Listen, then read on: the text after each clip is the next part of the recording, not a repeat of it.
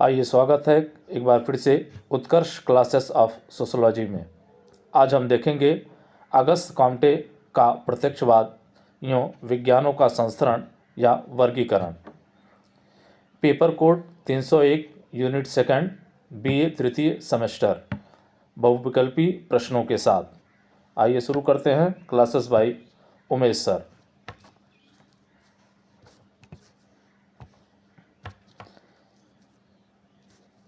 आइए हम थोड़ा सा संक्षिप्त परिचय जान लेते हैं अगस्त कॉम्टे के बारे में। समाजशास्त्र के लिए एक महत्वपूर्ण विचारक जो समाजशास्त्र के जन्मदाता हैं। आइए देखते हैं हम कि अगस्त कॉम्टे का जन्म 19 जनवरी सन 1798 ईस्वी में फ्रांस के मेटापिलियर नामक स्थान पर एक कट्टर ईसाई परिवार में हुआ था। अगस्त कॉम्टे जो समाजशास्त्र के जन्मदाता हैं उनका जन्म 19 जनवरी सन 1798 ईस्वी में फ्रांस के मेटापिलियर नामक स्थान पर एक कट्टर ईसाई परिवार में हुआ था। जिस समय ये पैदा हुए ये वो दौर था जब विज्ञान के विकास के कारण ईसाई धर्म की मान्यताएं क्रमशः ध्वस्त होती जा रही थीं और समाज का मार्गदर्शन कर पाने में धर्म असमर्थ सिद्ध हो रहा था। ये वो दौर था जब विज्ञान का उदय हो रहा था और ईसाई धर्म की मान्यताएं क्रमशः ध्वस्त होती जा रही थी। विज्ञान तर्क के आधार पर धर्म की मान्यताओं को ध्वस्त करता हुआ आगे बढ़ता चला जा रहा था। वह धर्म जो समाज का मार्गदर्शन करता था, समाज पर नियंत्रण स्थापित करता था, वो अब समाज पर नियंत्रण स्थापित करने में अपने आप को असमर्थ पा रहा था। सन 1789 में हुई फ्रांसीसी क्रांति और इंग्लैंड में आई औद्योगिक क्रांति ने संपूर्ण परंपरागत सामाजिक संरचना को छिन्न भिन्न कर दिया। फ्रांसीसी क्रांति जो 1789 में फ्रांस में हुई और जो औद्योगिक क्रांति आई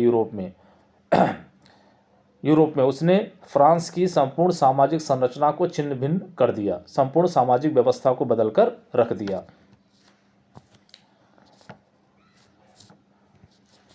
ऐसी स्थिति में अगस्त कॉम्टे ने समाज के सही मार्गदर्शन के लिए सन 1838 में अपनी पुस्तक पॉजिटिव फिलॉसफी में विज्ञान की एक शाखा को जन्म दिया। ऐसी स्थिति जहाँ समाज की पूरी व्यवस्था छिन्न भिन्न हो रही थी, धर्म समाज को नियंत्रित करने में असफल सिद्ध हो रहा था। ऐसी स्थिति में अगस्त कॉम्टे ने समाज के सही मार्गदर्शन के लिए, समाज को नियंत्रित दिशा में ले जाने के लिए एक नए विज्ञान को जन्म दिया सन 1838 में, जिसे हम समाजशास्त्र के नाम से जानते हैं। और वह पुस्तक जिसमें समाजशास्त्र शब्द का पहली बार प्रयोग जो अगस्त कॉम्टे के द्वारा किया गया वो था पुस्तक थी जो है पॉजिटिव फिलॉसफी। यहाँ पे आप देखें पॉजिटिव फिलॉसफी, जिसे हम समाजशास्त्र के नाम से जानते हैं। इसी कारण अगस्त कॉम्टे को समाजशास्त्र का जन्मदाता माना जाता है। प्रमुख विचारक दार्शनिक सेंट साइमन अगस्त कॉम्टे के गुरु थे। अगस्त समाजशास्त्र को एक विज्ञान के रूप में स्थापित करने का प्रयास करते हुए अगस्त कॉम्टे की मृत्यु 17 सितंबर सन 1857 में हो गई। अब यहाँ पे आप देखें कि समाजशास्त्र के जनक कौन है, तो वह अगस्त कॉम्टे हैं। यहाँ पे आप देखें कि प्रमुख दार्शनिक जो है सेंट साइमन, वह अगस्त कॉम्टे के जो है गुरु थे। और जो अगस्त कॉम्टे की जो मृत्यु होती है वो 5 सितंबर सन 1857 में होती है। तो ये प्रमुख बातें आपको याद रखनी होंगी जो है कि भाई कब जन्म हुआ था उनका, कब समाजशास्त्र शब्द का प्रयोग किया गया था, किस पुस्तक में किया गया था और कब अगस्त कॉम्टे की मृत्यु हुई थी। आइए अब आगे अगले स्लाइड पे हम लोग चलते हैं। कुछ प्रमुख कृतियां हैं इनकी जिनको हम देख लेते हैं। तो प्रमुख कृतियों की अगर हम बात करें तो यहाँ a plan of the scientific operation to necessary for reorganisation of society जो 1822 में पुस्तक आई थी, अगस्त कॉम्टे के द्वारा लिखी गई। The course of positive philosophy, ये पुस्तक अगस्त कॉम्टे की पुस्तक है। उसके बाद देखें आप सिस्टम ऑफ पॉजिटिव पॉलिटी, ये पुस्तक अगस्त कॉम्टे की रचना है जो है। उसके बाद देखें आप कैथिज्म ऑफ पॉजिटिविज्म, ये जो है प्रमुख रचनाएं जो है अगस्त कॉम्टे की हैं, जिनको याद रखना आपके लिए अनिवार्य है। अक्सर ये बुक्स पूछ ली जाती है कि भाई पॉजिटिव फिलॉसफी पुस्तक के लेखक कौन है, सिस्टम ऑफ पॉजिटिव पॉलिटी के लेखक कौन है, कैथिज्म ऑफ पॉजिटिविज्म के लेखक कौन है। या a plan of the scientific operation necessary for reorganisation of society के पुस्तक के लेखक कौन है। तो ये आपको ध्यान में रखना होगा। आइए देखते हैं अगस्त कॉम्ट का प्रत्यक्षवाद। अगस्त कॉम्ट का प्रत्यक्षवाद, पॉजिटिविज्म ऑफ अगस्त कॉम्टे। तो यहाँ पे आप देखें तो अगस्त कॉम्टे जो 1798 में जन्म होता है, 1857 में मृत्यु होती है, को प्रत्यक्षवाद का जन्मदाता कहा जाता है। इसकी अनेक अवधारणाएं या इनकी अनेक अवधारणाएं प्रत्यक्षवादी सिद्धांत पर आधारित है, परंतु आपके लेखों में प्रत्यक्षवाद का अधिक स्पष्टीकरण नहीं हुआ है। अगस्त कॉम्टे ने अपनी पुस्तक पॉजिटिव फिलॉसफी में प्रत्यक्षवाद को समाजशास्त्रीय अध्ययनों की दृष्टि से एक वैज्ञानिक पद्धति के रूप में चित्रित किया है। अब यहाँ पे आप देखें तो प्रत्यक्षवाद के जो जन्मदाता हैं वो कौन है, तो वो अगस्त कॉम्टे हैं। प्रत्यक्षवाद के जन्मदाता हैं अगस्त कॉम्टे। इनकी जितनी भी अवधारणाएं या जितने भी सिद्धांत इन्होंने दे रखे हैं, सारे सिद्धांत इनके प्रत्यक्षवादी दृष्टिकोण पर आधारित है, लेकिन इनके लेखों से प्रत्यक्षवाद क्या है इसके बारे में अधिक स्पष्टीकरण प्राप्त नहीं हो पाता है। अगस्त कॉम्टे की पुस्तक आपने देखा बार बार इस्तेमाल हो रहा है। पॉजिटिव फिलॉसफी में प्रत्यक्षवाद को जो है एक वैज्ञानिक अध्ययन पद्धति या वैज्ञानिक पद्धति के रूप में जो है चित्रित करने का प्रयास जो है वो किया गया है। इसका मतलब कि जो प्रत्यक्षवाद है वो एक वैज्ञानिक पद्धति है, ये बताने का प्रयास जो है यहाँ पे किया जा रहा है आपको जो है। आइए देखें आगे हम लोग जो है अगस्त कॉम्टे के अनुसार पॉजिटिविज्म का अर्थ साइंटिफिक अर्थात वैज्ञानिक है। आपका प्रत्यक्षवाद वह अध्ययन पद्धति है जिसके माध्यम से सामाजिक जीवन के विषय में ऐसे सुनिश्चित नियमों की खोज करना है जिस तरह से सुनिश्चित नियम भौतिक तथा रासायनिक विज्ञान जैसे प्राकृतिक विज्ञानों में खोजे जा चुके हैं। अब यहाँ पे देखें कि अगस्त कॉम्टे के अनुसार पॉजिटिविज्म शब्द है उसका अर्थ ये बताते हैं कि इसका अर्थ होता है साइंटिफिक अर्थात वैज्ञानिक। अगस्त कॉम्टे का जो प्रत्यक्षवाद है वो एक अध्ययन पद्धति है जिसके माध्यम से वह सामाजिक जीवन के विषय में ऐसे सुनिश्चित नियमों की खोज करना चाहते थे या सामाजिक घटनाएं जो भी घटित हो रही हैं उन सामाजिक घटनाओं के पीछे क्या कार्य कारण संबंध है उसे जानने का प्रयास, उसे खोजने का प्रयास कर रहे थे, जिस तरह से सुनिश्चित नियम भौतिक और रसायन विज्ञान में खोजे जा सके हैं।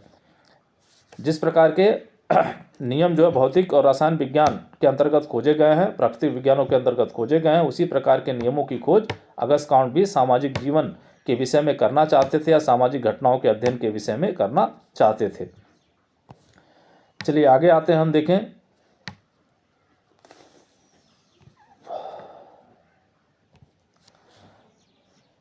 ऐसे सिद्धांत जो सारी दुनिया पे लागू हो सकें, उन्हीं का संबंध जो है प्रत्यक्षवाद से है।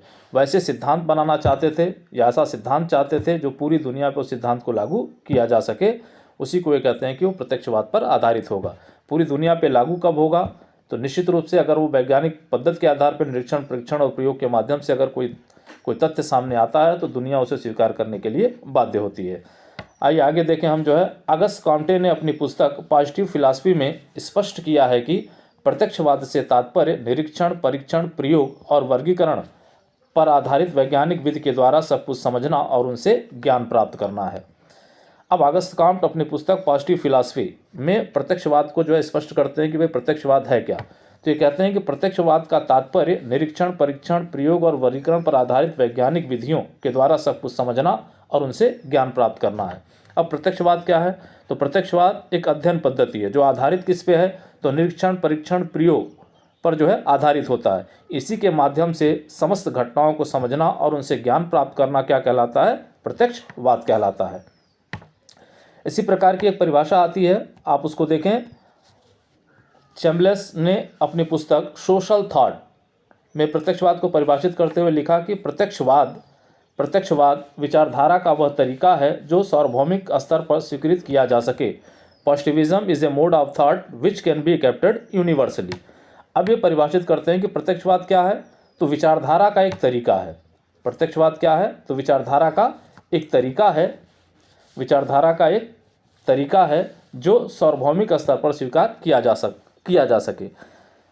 एक ऐसी विचारधारा जो सार्वभौमिक स्तर पर जो है समाज द्वारा स्वीकार किया जा सके, उसी का संबंध जो है वो प्रत्यक्षवाद से होता है। आइए आगे चलते हैं। देखें तो प्रत्यक्षवाद की विशेषताएं, इसे हम जानने का प्रयास करेंगे, क्योंकि अगस्त काउंट के प्रत्यक्षवाद को समझने के लिए प्रत्यक्षवाद की विशेषताओं को समझ लेना बहुत ज़रूरी हो जाता है। तो यहाँ पे हम देखें तो प्रत्यक्षवाद की जो विशेषताएं हैं, तो उसमें से पहली जो विशेषता आपकी आती है, वो पहली विशेषता आती है प्रत्यक्षवाद का संबंध लौकिक तथा उपयोगी ज्ञान से है। अगस्त कॉम्टे ने प्रत्यक्षवाद को जिस रूप में प्रस्तुत किया है, उस रूप में प्रत्यक्षवाद में कल्पना और अलौकिकता का कोई स्थान नहीं होता। यह तर्क वितर्क के आधार पर प्राप्त वास्तविक ज्ञान को मानता है, जो वैज्ञानिक पद्धति के अनुसार प्राप्त किया गया हो। जो अगस्त काउंट का प्रत्यक्षवाद है, जो अगस्त काउंट का प्रत्यक्षवाद है, वह जो है काल्पनिक और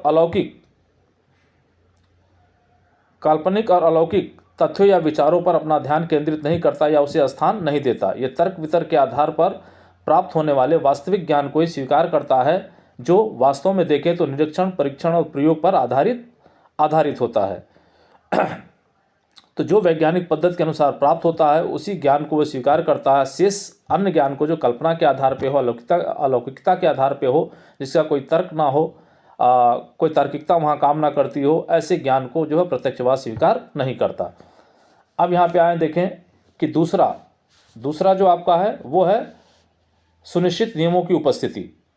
अगस्त कॉम्टे के अनुसार जिस प्रकार प्राकृतिक घटनाएं कुछ निश्चित नियमों पर आधारित होती हैं, ठीक उसी प्रकार प्राकृतिक घटनाओं के अंग के रूप में सामाजिक घटनाएं भी कुछ निश्चित नियमों के अनुसार घटित होती हैं।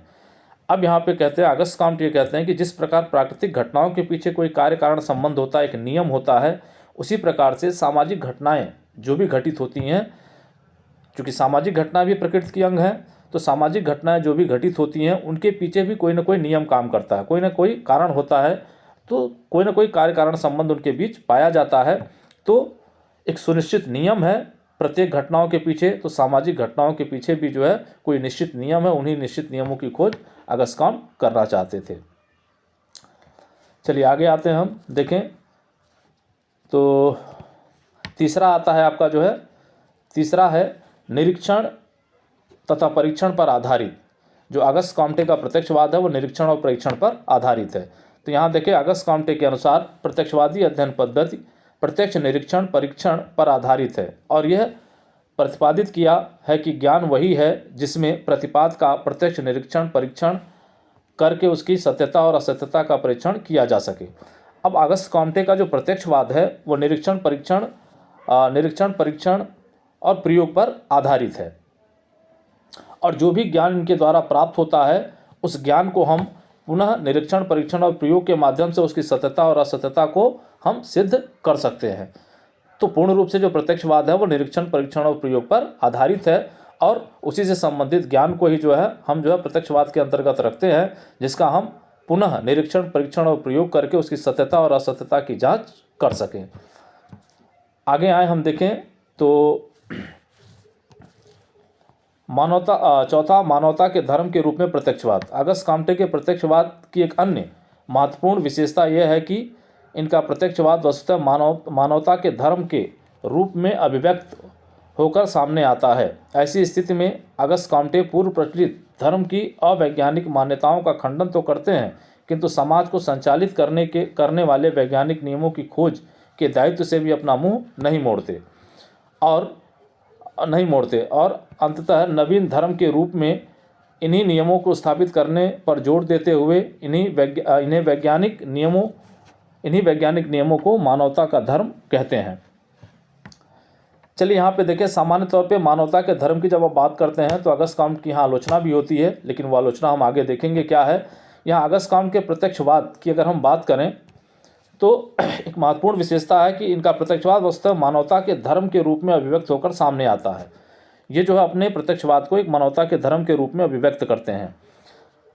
ऐसी स्थिति में अगस्त काउंट जो पूर्व में प्रचलित जो धार्मिक मान्यताएं थी, जो भी धार्मिक मान्यताएं थी जो अवैज्ञानिक थी, अतार्किक थी, उनका खंडन तो किया इन्होंने, लेकिन उसके साथ साथ समाज को उचित दिशा निर्देश देने के लिए वैज्ञानिक धर्म और वैज्ञानिक नैतिकता की ये बात करने लगे, या वैज्ञानिक नियमों के आधार पर जो है स्थापित धर्म और धर्म और नैतिकता को जो है सामाजिक मार्गदर्शन के लिए उचित बनाने लगे। और उसके लिए इन्होंने वो रास्ता बनाया कि भाई धर्म समाज को निर्देशित करने के लिए हम वैज्ञानिक नियम और वैज्ञानिक नैतिकता को पर जोर देंगे जो है। तो उसी को इन्होंने मानवता के धर्म के रूप में जो है प्रस्तुत करने का प्रयास किया जो है। चलिए अब आगे देखें जो है। तो पांचवा आ जाता है आपका, पांचवा है आपका सामाजिक पुनर्निर्माण के साधन के रूप में प्रत्यक्षवाद। यहाँ देखें आप, तो ऑगस्ट कॉम्टे का मानना है कि पूर्व स्थापित धर्म का नियम यद्यपि अवैज्ञानिक और काल्पनिक हुआ करते थे, किंतु वैज्ञानिक दृष्टि से परिणाम स्वरूप धीरे धीरे पूर्व स्थापित मान्यताएं खंडित होती जा रही थी, जिसके कारण समाज का मार्गदर्शन करने में धर्म समर्थ नियमों के अभाव में समाज में अव्यवस्था तथा विघटन की स्थिति उत्पन्न होती जा रही थी। ऐसी स्थिति में समाज का मार्गदर्शन या पुनर्निर्माण प्रत्यक्षवादी वैज्ञानिक नियमों के माध्यम से होगा। अब ये जो है एक सिद्धांत भी दे रखा है सामाजिक पुनर्निर्माण का। यहाँ पे आप देखें कि ऑगस्ट कॉम्टे ये कहते हैं कि पूर्व स्थापित जो धर्म के नियम अवैज्ञानिक और काल्पनिक हुआ करते थे, किंतु वैज्ञानिक दृष्टि के परिणाम स्वरूप धीरे धीरे पूर्व स्थापित मान्यताएं खंडित होने लगी। निश्चित रूप से महत्वपूर्ण थे, समाज को नियंत्रित और निर्देशित करते थे परंपरागत धर्म, किंतु जैसे जैसे विज्ञान आगे बढ़ा वो पूर्व मान्यताएं जो है वो खंडित होने लगी, टूटने लगी, जिसके कारण समाज का मार्गदर्शन करने में वो अपने आप को असफल पाने लगे और समाज में अव्यवस्था और विघटन की स्थिति उत्पन्न होने लगी। ऐसी स्थिति में समाज का मार्गदर्शन या पुनर्निर्माण प्रत्यक्षवादी नियमों के माध्यम से होगा। तो ऑगस्ट कॉम्टे ये कहते हैं कि समाज का पुनर्निर्माण जो है वो प्रत्यक्षवादी वैज्ञानिक नियमों के आधार पर जो है वो किया जाएगा। तो ये हम विशेषताएं देख रहे थे, 5 विशेषताएं हमने देखा। अब आगे आए हम जो है देखते हैं। तो यहाँ पे देखें तो है प्रत्यक्षवाद। प्रत्यक्षवाद का जो है प्रत्यक्षवाद के रूप, तो प्रत्यक्षवाद के निम्नलिखित 3 रूप जो है वो बताए गए और 3 रूपों को हम देखें तो यह है विज्ञानों का दर्शन, वैज्ञानिक धर्म एवं नैतिकता और वैज्ञानिक राजनीति। ये 3 चीज़ें हमें जो है 3 प्रत्यक्षवाद के रूप मिलते हैं। तो इसमें पहला देखें आप जो है विज्ञानों का दर्शन। तो वैज्ञानिक दर्शन को हम देखें तो ऑगस्ट कॉम्टे ने प्रत्यक्षवाद को विज्ञानों के दर्शन के रूप में निरूपित करते हुए स्पष्ट किया है कि विज्ञान उसे ही कहेंगे जो निरीक्षण तथा परीक्षण पर आधारित हो। अब ऑगस्ट कॉम्टे ने अपने प्रत्यक्षवाद को विज्ञानों के दर्शन के रूप में जो है व्यक्त करने का प्रयास किया और उन्होंने कहा कि विज्ञान वही है जो निरीक्षण परीक्षण और प्रयोग पर आधारित हो। सामान्य तौर पे हम जानते हैं कि शोध की पद्धतियों को ही हम विज्ञान के रूप में जो है व्यक्त करते हैं। जो विज्ञान है वो अनुसंधान की एक पद्धति के रूप में केंद्र में आता है। चलिए अब दूसरा हम देखें इसके अंतर्गत। तो ये दूसरा आ जाता है, दूसरा यह है कि वैज्ञानिक धर्म और नैतिकता।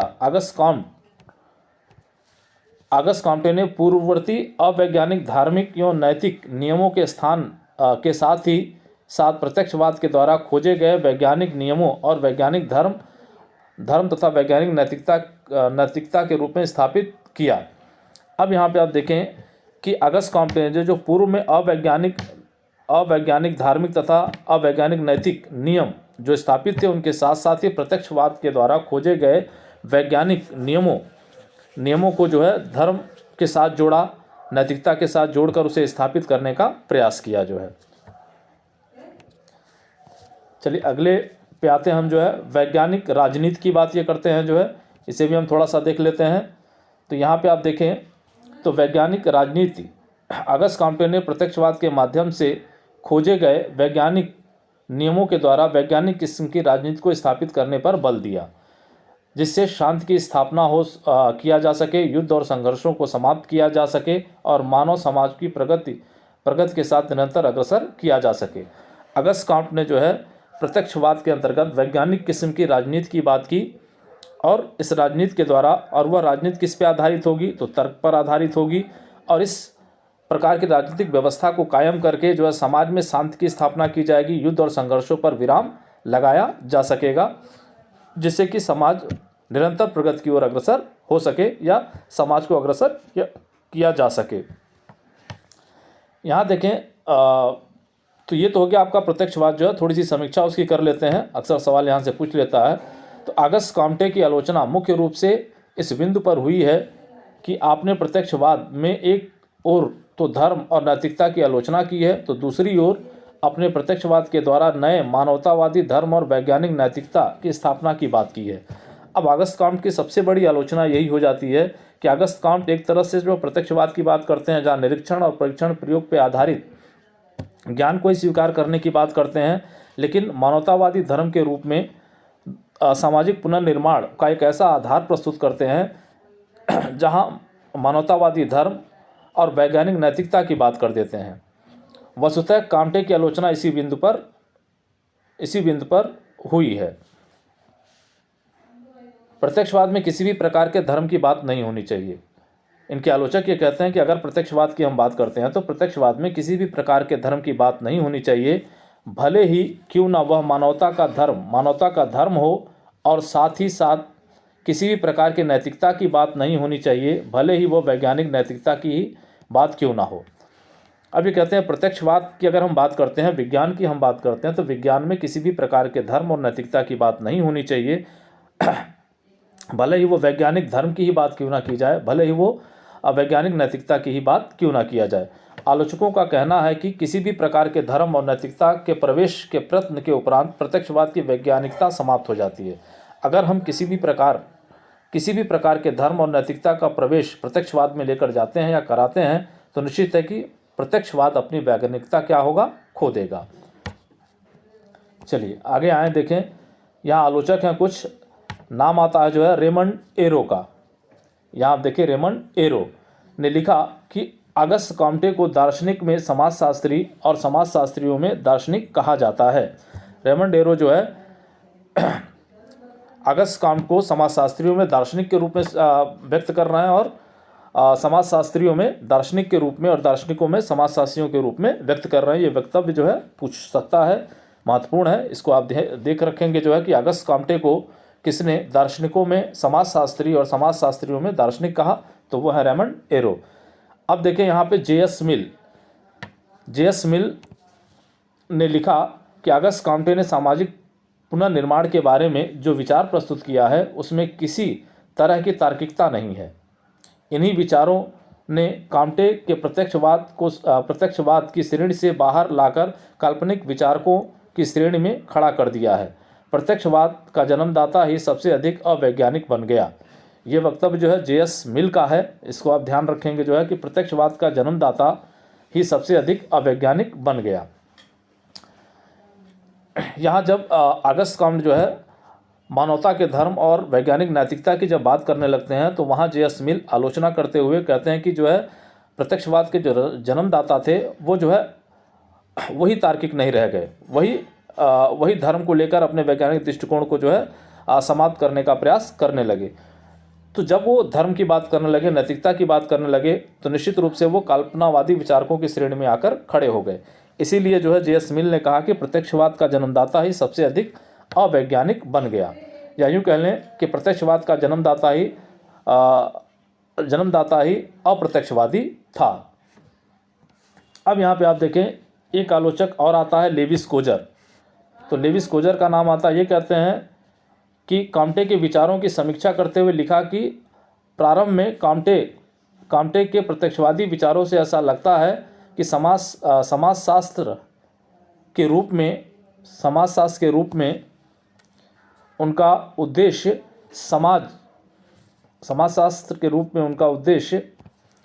समाज विज्ञान के लिए एक वैज्ञानिक आधार प्रस्तुत करना था।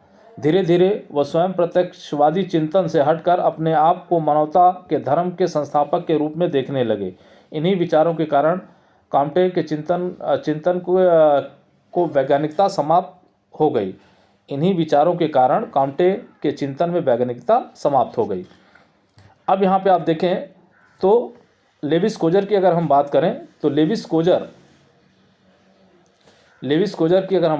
लेविस कोजर ने कॉम्टे के विचार की समीक्षा करते हुए लिखा कि आरंभ में कॉम्टे के प्रत्यक्षवादी विचारों से ऐसा लगता है कि समाजशास्त्र के रूप में उनका उद्देश्य समाज विज्ञानों के लिए एक वैज्ञानिक आधार प्रस्तुत करना था। अगस्त क्रांति का जो शुरुआत होता है, जहाँ त्रिस्तरीय नियम की ये बात करते हैं, जहाँ अपने प्रत्यक्षवाद की बात करते हैं, विज्ञानों के वर्गीकरण की बात करते हैं, तो वहाँ ऐसा लगता है कि वो समाजशास्त्र के लिए एक वैज्ञानिक आधार ढूंढना चाह रहे थे और उसी के उद्देश्य से वो सारे सिद्धांत दे रहे थे। लेकिन धीरे धीरे वो अपने प्रत्यक्षवादी चिंतन से जो है वो हटने लगे और मानवता के धर्म के संस्थापक के रूप में जो है स्थापित अपने आप को करने लगे। इन्हीं विचारों के कारण जो है इनके जो चिंतन में है, इनकी चिंतन की वैज्ञानिकता जो है वो समाप्त हो गई। ऐसी आलोचना जो है ये लेविस कोजर के द्वारा की गई। किंतु काम्टे उपयुक्त मत से सहमत नहीं थे। उनका कहना है कि प्रत्यक्षवादी पद्धति के माध्यम से हमें समाज को संचालित करने वाले सुनिश्चित नियमों की खोज करनी है। जो भी आलोचना की गई उन आलोचकों से जो वह संतुष्ट नहीं थे, उनका ये मानना था कि प्रत्यक्षवाद के माध्यम से समाज को संचालित करने के लिए हम कुछ सुनिश्चित नियमों की खोज कर रहे हैं, जिससे कि समाज को उचित मार्गदर्शन दिया जा सके और यह सुनिश्चित नियम वास्तव में वैज्ञानिक धर्म और वैज्ञानिक नैतिकता के रूप में होंगे। और ये कहते हैं कि ये जो सुनिश्चित नियम आएंगे वो वैज्ञानिक धर्म और वैज्ञानिक नैतिकता से ही प्राप्त किए जा सकते हैं, जिसे इन्होंने जो है मानवता का धर्म कहा था। चलिए अब आगे देखें। ये हो गया आपका प्रत्यक्षवाद हो गया, प्रत्यक्षवाद की आलोचना हो गई। हमने आज इसमें दिया था कि 2 थ्योरियां हम देखेंगे, तो आए आगे भी जो है अगली थ्योरी हम जो है देखते हैं। अगली थ्योरी इनकी कौन सी है? तो अगली थ्योरी है अगस्त कॉम्टे का विज्ञानों का वर्गीकरण। तो इसे हम देखने का प्रयास करेंगे। Auguste Comte's classification of science, Auguste Comte का विज्ञानों का वर्गीकरण, Auguste Comte's classification of science. अब यहाँ देखें तो अगस्त कॉम्टे का पॉजिटिव फिलॉसफी लिखने का एक उद्देश्य अपने नवीन विज्ञान समाजशास्त्र के लिए एक सुदृढ़ तथा वैज्ञानिक नींव ढूंढना था। अगस्त कॉम्टे ने जो अपनी पुस्तक लिखी पॉजिटिव फिलॉसफी, उसका एक उद्देश्य था कि जिस नवीन विज्ञान को उन्होंने जन्म दिया था समाजशास्त्र को, उसके लिए सुदृढ़ वैज्ञानिक नींव ढूंढा जाए, जिससे कि समाजशास्त्र का अध्ययन क्षेत्र और उसका अन्य विज्ञानों से संबंध स्पष्ट हो सके। इसी उद्देश्य से कॉम्टे ने सेंट साइमन से प्रभावित होकर विज्ञानों का एक नवीन वर्गीकरण प्रस्तुत किया, जिसका आधार कॉम्टे ने पराश्रयता वृद्धि क्रम the order of increasing dependency के सिद्धांत को चुना। अब यह एक मजबूत नींव ढूंढना चाहते थे अपने विषय समाजशास्त्र के लिए, और अपने गुरु सेंट साइमन से प्रभावित होकर उन्होंने विज्ञानों का एक नया वर्गीकरण प्रस्तुत किया। और वो नया वर्गीकरण किस सिद्धांत पर आधारित था? उसके लिए कौन सा सिद्धांत इन्होंने चुना? तो वो सिद्धांत था पराश्रयता वृद्धि क्रम का सिद्धांत, the order of increasing dependency का ये सिद्धांत इन्होंने चुना था। जो है आगे आए तो यहाँ पे आप देखें, कॉम्टे के अनुसार ज्ञान या विज्ञान की प्रत्येक शाखा अपने से पहली शाखा या विज्ञान के द्वारा प्रतिपादित सिद्धांतों पर आश्रित होती है। ज्ञान या विज्ञान की जो भी शाखाएं विकसित होती हैं या विकास करती हैं या जिनका उद्भव होता है, वह सारी शाखाएं जो है अपने से पिछले वाले विज्ञानों के द्वारा प्रतिपादित सिद्धांतों पर आधारित होती हैं। जो भी उनके पिछले विज्ञान होते हैं, जो भी उनके पहले विज्ञान आए हुए रहते हैं, उन्हीं सिद्धांतों पर अगला विज्ञान भी जो है आगे बढ़ता है। जो है यहाँ देखें, इस निर्भरता का परिणाम ये होता है कि ज्ञान या विज्ञान की एक शाखा से दूसरी शाखा को जैसे जैसे हम आगे बढ़ते जाते हैं, वैसे वैसे उस शाखा का पराश्रयता बढ़ती जाती है। इसका मतलब कि एक विज्ञान की शाखा जब दूसरे विज्ञान के रूप में परिणित होती है, ज्ञान की एक शाखा जब दूसरी शाखा या एक विज्ञान के जन्म के बाद जब दूसरा विज्ञान का जन्म होता है, तो विज्ञान जो है अपने से पहले वाले विज्ञान पे आश्रित हो जाती है। और इस प्रकार से क्रम निरंतर चलता रहता है। जो भी नए विज्ञान आते रहते हैं, वो सारे विज्ञान अपने से पिछले वाले विज्ञानों पर आश्रित होते चले जाते हैं। इसका मतलब है कि वो उनकी आश्रितता जो है लगातार बढ़ती चली जाती है। जैसे पहला विज्ञान किसी पर निर्भर नहीं होता, जो पहला विज्ञान होगा वो किसी पर निर्भर नहीं होगा, दूसरा विज्ञान पहले पर, दूसरा विज्ञान जो होगा अपने से पहले वाले विज्ञान पर आश्रित होगा, तीसरा तीसरा विज्ञान दूसरे और पहले पर, जो तीसरा विज्ञान आपका आएगा वो तीसरा विज्ञान जो है पहले और दूसरे पर आश्रित हो जाएगा, और जो चौथा विज्ञान आएगा वो जो है तीसरे, दूसरे और पहले पर आश्रित होता है। इस प्रकार ये क्रम धीरे धीरे आगे की ओर चलता चला जाता है। इसका मतलब कि जैसे जैसे विज्ञान आगे बढ़ते जाते हैं उनकी आश्रितता लगातार बढ़ती चली जाती है। आइए हम आगे बढ़ते हैं। देखें तो यहाँ अगस्त कॉम्टे के अनुसार विज्ञानों का यह विकास एक विशेष क्रम में होता है, और ये क्रम है घटती हुई सामान्यता और बढ़ती हुई जटिलता, decreasing generality and increasing complexity. तो ये इसके आधार पर जो है इसके आधार पर विज्ञानों का जो है विकास हो पाता है। तो विज्ञानों के विकास का एक क्रम है, और वो क्रम क्या है, तो घटती हुई सामान्यता और बढ़ती हुई जटिलता। जैसे जैसे नवीन विज्ञानों का जन्म होता जाता है वैसे वैसे उस विज्ञान की अध्ययन वस्तु क्रमशः कम सामान्य और अधिक जटिल होती जाती है। जैसे जैसे एक के बाद दूसरा विज्ञान आता जाता है, जैसे जैसे उनकी आश्रितता बढ़ती जाती है वैसे वैसे वो कम सामान्य और अधिक जटिल होते जाते हैं। उनकी सामान्यता घटने लगती है और उनकी जटिलता बढ़ने लगती है। एक विज्ञान की अध्ययन वस्तु जिस प्रकार की होती है, एक विज्ञान की अध्ययन वस्तु जिस प्रकार की होती है उसी के अनुसार उस विज्ञान का अन्य विज्ञानों पर निर्भरता तथा उसका संस्करण निश्चित होता है। वास्तव में जिस विज्ञान की जो अध्ययन वस्तु होती है उसी अध्ययन वस्तु के आधार पर उसकी आश्रितता होती है, उसी से उसका जुड़ाव होता है, उसी प्रकार के विज्ञान से उसका जुड़ाव होता है। तो जो भी उसके अध्ययन वस्तु से संबंधित जो भी पहले विज्ञान आए हुए रहते हैं उन्हीं विज्ञानों पर इसकी आश्रितता जो है होती है, उन्हीं के साथ इनका संस्करण जो है वो निर्धारित होता है। आइए देखें हम जो है अगस्त कॉम्ट ने जो है विज्ञानों का जो वर्गीकरण प्रस्तुत किया है वो वर्गीकरण हम देखते हैं, और ये वर्गीकरण महत्वपूर्ण है, इसके क्रम को पूछता है तो उसको ध्यान में रखेंगे क्रम से जो है। तो आइए देखते हैं संस्करण क्या है इसका जो है। तो यहाँ पे देखें कि सबसे पहले नंबर पे इन्होंने गणित को रखा है। अगस्त कॉम्टे ने सबसे पहले नंबर पे गणित को रखा है, दूसरे नंबर पे ये खगोल शास्त्र को रखते हैं, तीसरे नंबर पे भौतिक शास्त्र को रखते हैं, चौथे नंबर पे रसायन शास्त्र को रखते हैं, पाँचवें नंबर पे प्राणी शास्त्र को रखते हैं, और छठवें नंबर पे ये समाज शास्त्र को रखते हैं। तो ये इनके विज्ञानों का संस्करण है, 6 विज्ञान ये बताते हैं, और उसी के आधार पे आगे हम देखते हैं किस प्रकार से इनकी आश्रितता जो है लगातार बढ़ रही है। अब यहाँ पे आप देखें तो अगस्त कॉम्टे ने ज्ञान या विज्ञानों के वर्गीकरण प्राश्रयता वृद्धि क्रम जो शुरू में बताया गया आपको, the order of increasing dependency के सिद्धांत के आधार पर प्रस्तुत किया है, और सबसे अधिक बुनियादी स्थान गणित को दिया है। सबसे पहला विज्ञान, सबसे बुनियादी विज्ञान किसको माना है, तो वो गणित को माना है इन्होंने, क्योंकि यह सबसे अधिक सामान्य और प्राचीन विज्ञान है। जो गणित है ये मानते हैं कि सबसे अधिक सामान्य विज्ञान है और सबसे प्राचीन विज्ञान है। इसके बिना किसी भी शाखा का काम नहीं चल सकता। इसका मतलब है कि गणित के बिना किसी भी शाखा का काम नहीं चल सकता। गणित के बिना जो है किसी भी शाखा का काम जो है वो नहीं चल सकता है, चाहे वो प्राकृतिक विज्ञान हो चाहे सामाजिक विज्ञान हो। इसका मतलब है कि गणित का उपयोग हर विज्ञान को करना है, चाहे वो प्राकृतिक विज्ञान हो चाहे वो सामान्य विज्ञान है। ये कहते हैं इसके ऊपर खगोल शास्त्र का स्थान आता है। गणित के ठीक ऊपर जो है खगोल शास्त्र का स्थान आ जाता है, जो मूल रूप से अपने से पहले वाले विज्ञान गणित पर आश्रित है। अब खगोल शास्त्र किस पे आश्रित हो जाता है, तो अपने से पहले वाला विज्ञान जो गणित शास्त्र है उस पर आश्रित हो जाता है। अब खगोल शास्त्र में अध्ययन किसका होता है, तो इसके अंतर्गत नक्षत्र, ग्रह, पृथ्वी की गति आदि का गणित की सहायता से अध्ययन किया जाता है। इसका मतलब है कि ग्रह और नक्षत्रों की चाल, पृथ्वी की गति आदि का अध्ययन जो खगोल शास्त्र में गणित की सहायता से जो है वो किया जाता है। खगोल शास्त्र अतः गणित की तुलना में सामान्यता कम होती है और जटिलता बढ़ जाती है।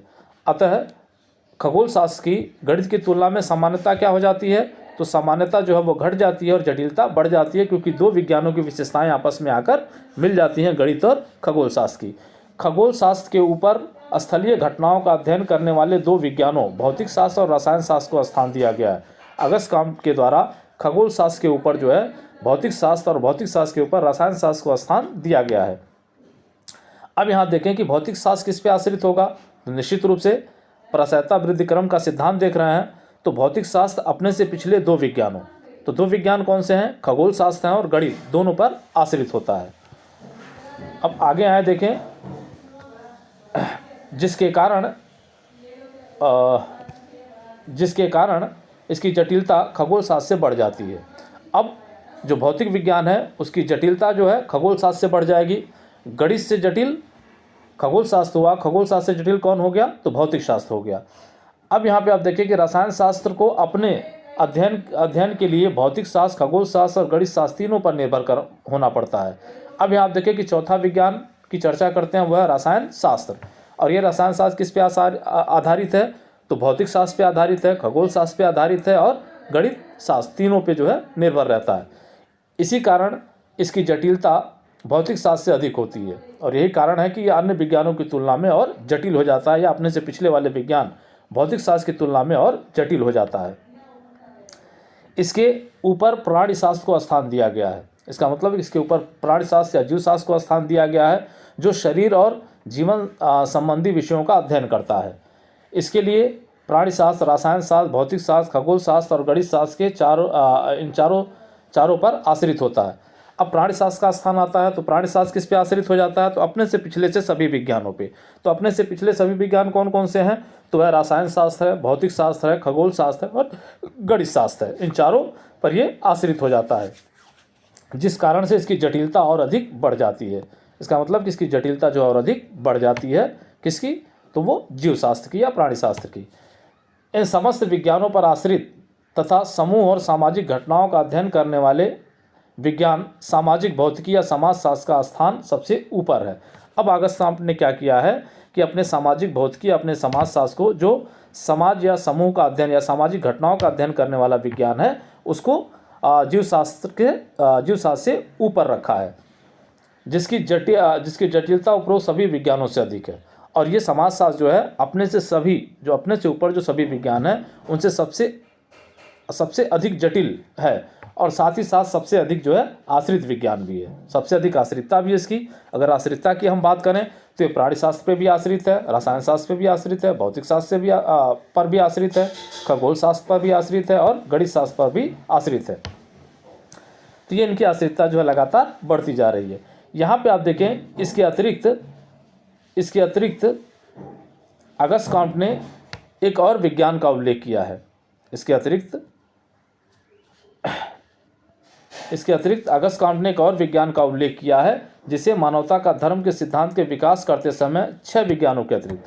अब अगस्त क्राम्प्ट जो है एक और विज्ञान की बात करते हैं जो है, और उस विज्ञान को वो कहते क्या है? ये जो 7वां विज्ञान इनका आता है, उस 7वें विज्ञान को जो है ये जो है आचार शास्त्र के रूप में व्यक्त करते हैं, परंतु इसका विधिवत उल्लेख ना होने के कारण समाज शास्त्र को ही सबसे ऊपर का स्थान प्राप्त है। जो है कभी कभी कन्फ्यूज़न हो जाता है जब हम आचार शास्त्र का नाम ले लेते हैं कि भाई आचार शास्त्र को सबसे ऊपर का स्थान मिला है, लेकिन नहीं, समाज शास्त्र को ही सबसे ऊपर का स्थान दिया गया, क्योंकि आचार शास्त्र की व्याख्या जो है वो बहुत नहीं की गई है। यहाँ पे आप देखें तो ये था जो है विज्ञानों का वर्गीकरण। संभवतः आप सबको स्पष्ट हो गया होगा। तो अब आगे हम देखते हैं बहुविकल्पी प्रश्न जो इस पे आधारित है, उन प्रश्नों को हम देखने का प्रयास करेंगे धीरे धीरे। जो है बहुत सारे प्रश्न जो है पिछले वीडियोस में आपको मिले होंगे, लेकिन चूंकि यहाँ BA 3rd ईयर का सिलेबस हम पढ़ा रहे हैं, तो जो महत्वपूर्ण प्रश्न हैं उन प्रश्नों को लिखना यहाँ जो है हमारे लिए ज़रूरी हो जाता है। तो यहाँ पे हम देखें, जानने का प्रयास करें। तो पहला प्रश्न आप यहाँ पे आता है जो है, प्रत्यक्षवाद के जन्मदाता कौन है? तो प्रत्यक्षवाद के जन्मदाता हैं अगस्त क्राम्प्टे। प्रत्यक्षवाद का अर्थ क्या है? तो वैज्ञानिकता, जिसको आपने देखा था साइंटिफिक हमने बात किया था, तो वैज्ञानिकता जो है प्रत्यक्षवाद का अर्थ है। यहाँ देखें, अगस्त क्राम्प्टे ने प्रत्यक्षवाद के सिद्धांत को अपनी किस पुस्तक में प्रस्तुत किया है? तो वो पुस्तक है पॉजिटिव फिलॉसफी। चौथा क्वेश्चन आप देखें,